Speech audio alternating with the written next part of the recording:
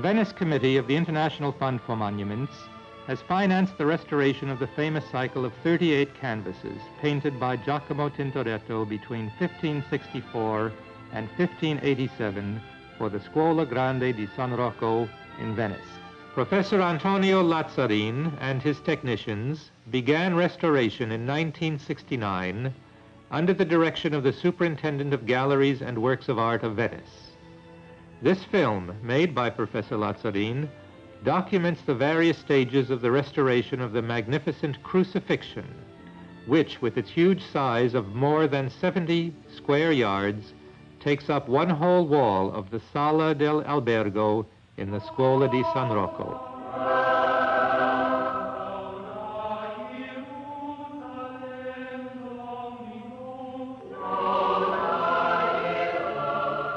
Restoration begins with the removal of the large canvas from its wooden backing. This is a particularly delicate operation. Note the care with which the painting is taken from the backing. The huge canvas is now rolled on a cylinder for transportation to the restoration laboratory of the Galleria dell'Accademia.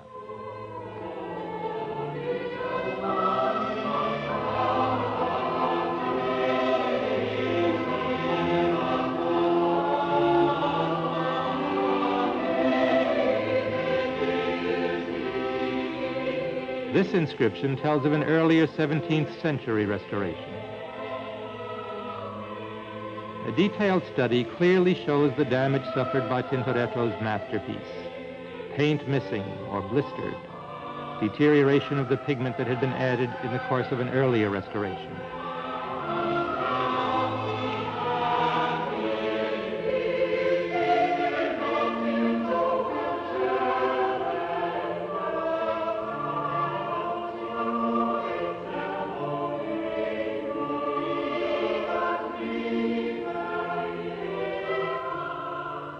This glue is being applied in order to affix the pigment onto the canvas.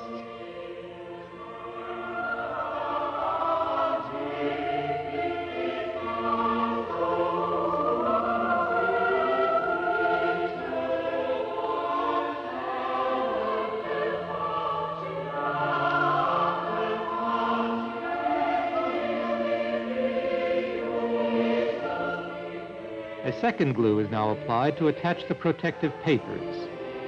This operation, as all the others we shall be seeing, is done very carefully by hand, since only a human hand is sensitive enough to work on such delicate and irreplaceable materials. Once the paint has been reinforced by the protective papers, the canvas is turned over to permit removal of the old lining.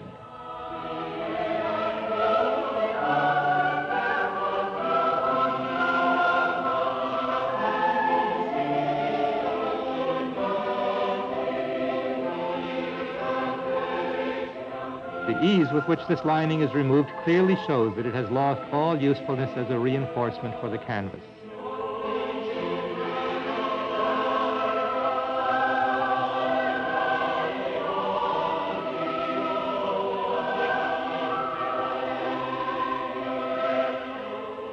The glue has rotted and is easily scraped off the back of the original canvas. After the old gluing agents have been totally removed, the back of the original canvas is brushed.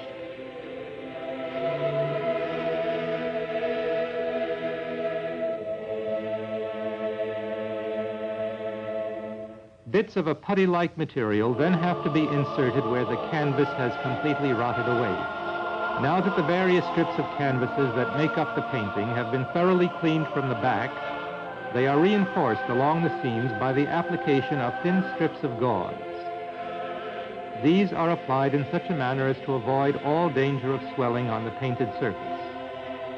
Here again, only the human hand has the experience and sensitivity to control the exact degree of adhesion of these strips.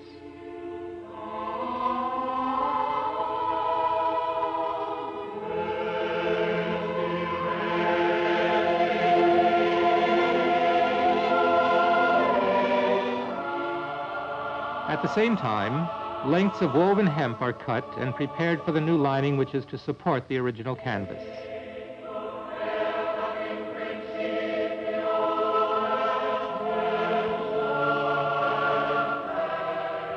After being washed and dried to avoid any danger of subsequent shrinking, they are sewn together and placed on a temporary frame which will permit their application onto the painting.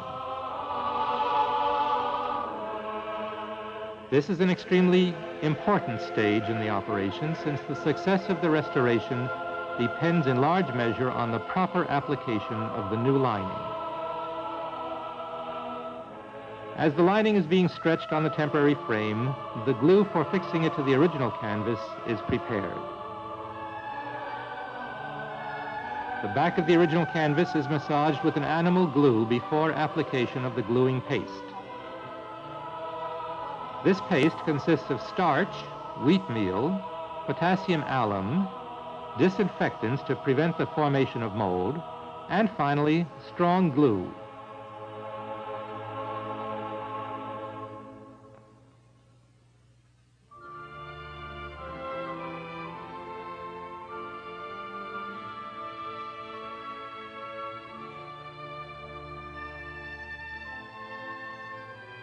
The strong glue is the brownish pieces now being stirred into the mixture. The gluing paste is spread uniformly by hand over the entire back of the painting. This operation has to be completed within a few hours to assure success. It was especially difficult in this case because of the immense size of the Crucifixion.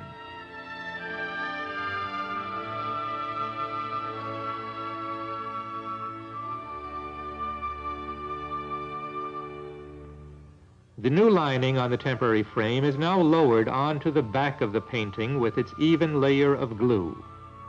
Perfect adhesion of the two canvases must be effected within a few hours.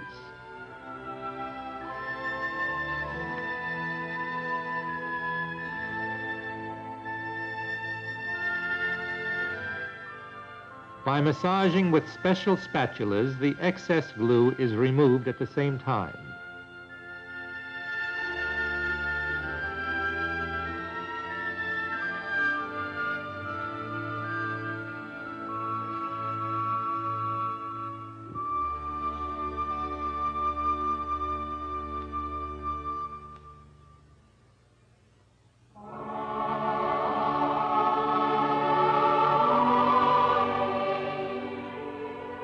Irons at carefully controlled temperatures are passed over the lining.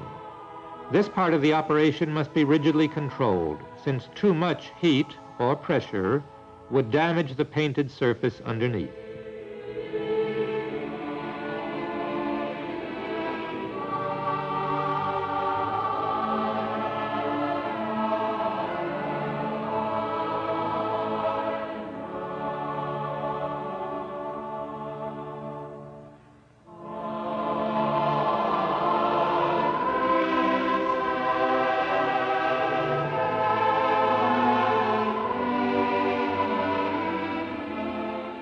The painting is now raised to a vertical position.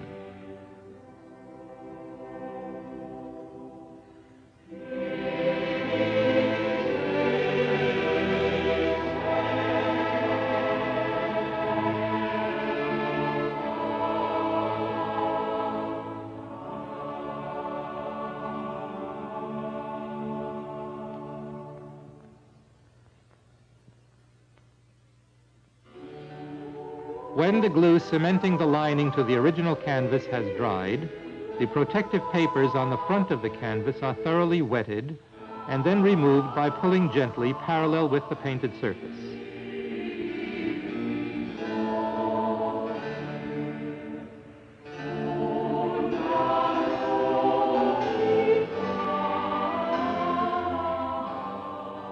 At the same time, the water-soluble glue that had fixed these papers to the painted surface is removed, taking with it some of the paint of earlier restorations.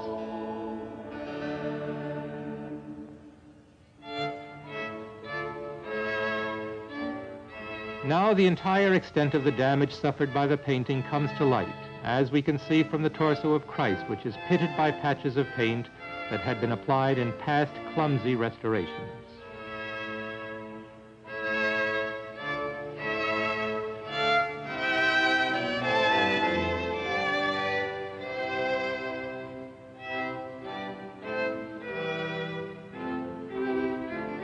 most damaged part of the painting is a strip 15 centimeters wide which runs across the painting. There are, in fact, traces of an inexplicable fold in the canvas.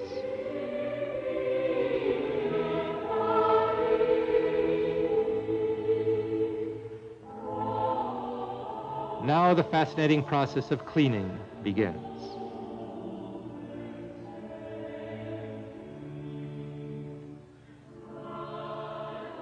Even the first tests show the colors coming to life again, regaining a great deal of their original freshness and intensity.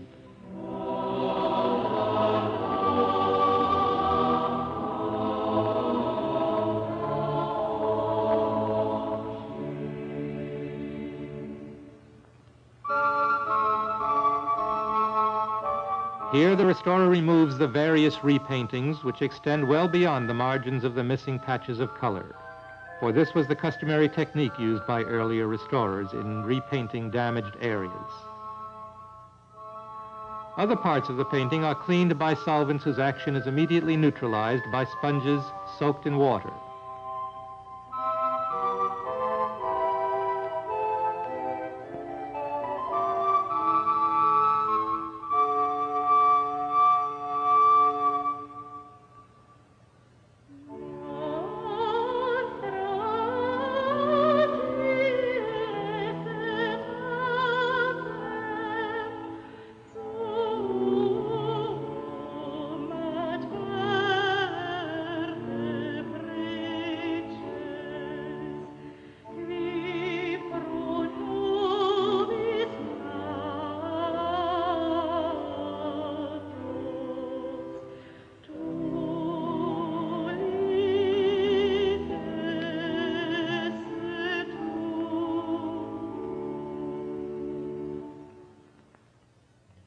Little by little, the original painting comes back to light. Although it has inevitably suffered some deterioration through the centuries, as is natural with any organic material.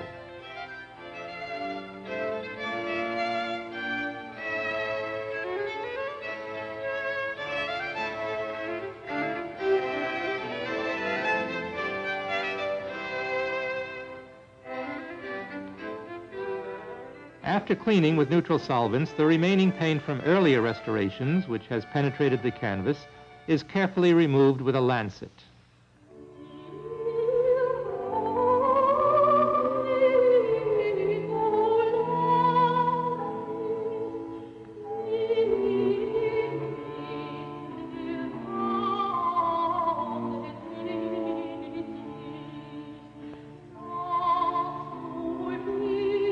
With the cleaning process, gaps in the canvas are patched.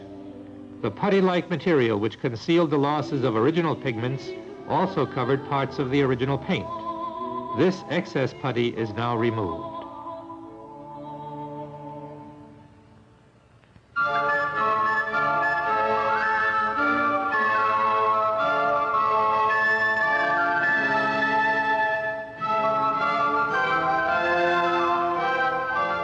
The torso of Christ is one of the most damaged parts of the picture, even after it has been cleaned and repaired.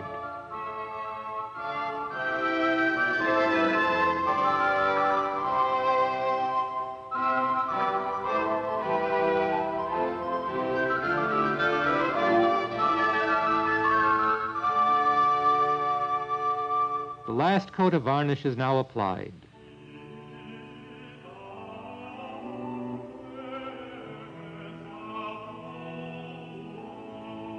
Note the small brownish section of paint that shows the condition of the crucifixion before restoration. A thick crust of varnish applied during an earlier restoration and now oxidized has altered the initial pictorial value, as did the extensive repaintings, such as these on the head of the old man in front of the crucified Christ.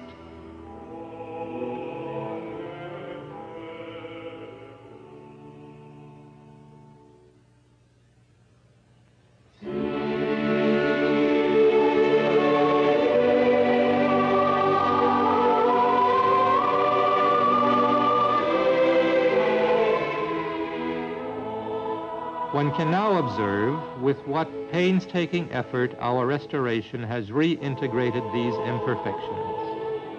The painting can be fully enjoyed at a distance, although the restored portions are still distinguishable at close quarters.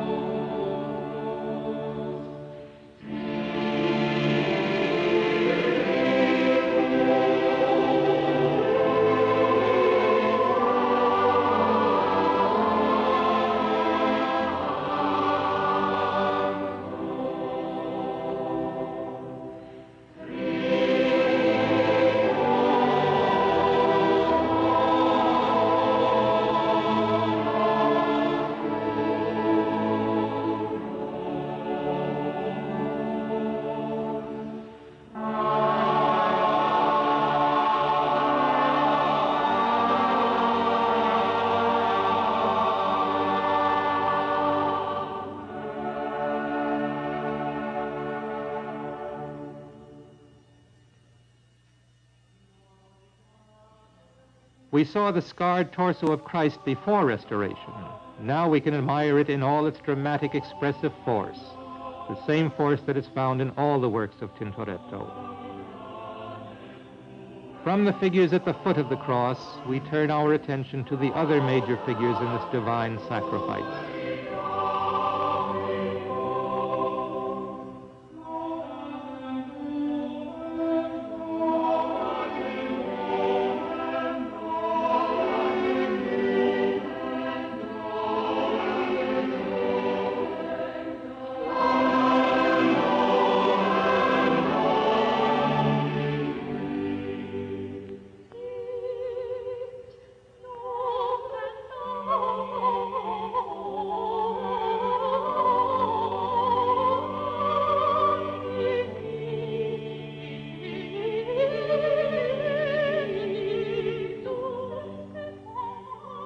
Soldiers throwing dice for the cloak of Christ lying on the ground nearby.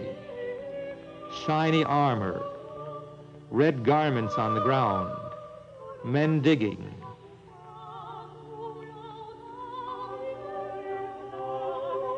The cross of the penitent thief being raised.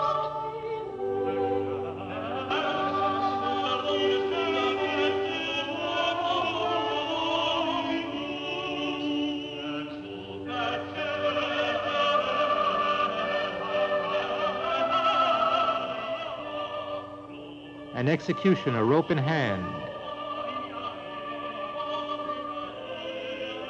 The tense rope forms part of the perspective design, a device much used by Tintoretto in order to create an atmosphere of popular drama. Other particularly lovely details, the horses, undoubtedly studied by Di Chirico, with forelocks that seem to gleam in the light. Another horse's head, whose profile reminds one of the horses of the Basilica of St. Mark's. Heads of young men with the same fixed hallucinatory expression as those later visible in the works of El Greco.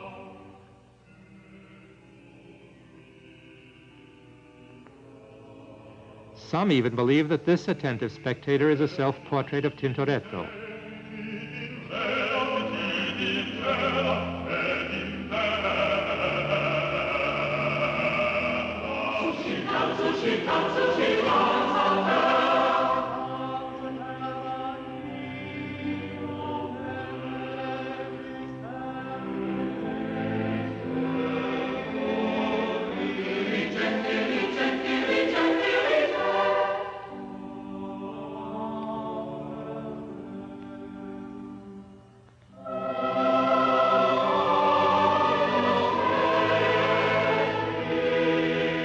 The head of Christ at the moment of his death emerges from a world that is surrealistic and realistic at the same time.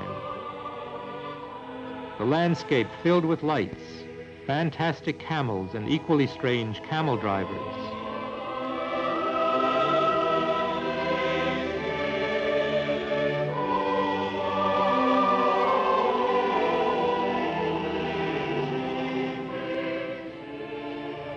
The group of pious women, among whom one sees characters from Giacomo Bassano.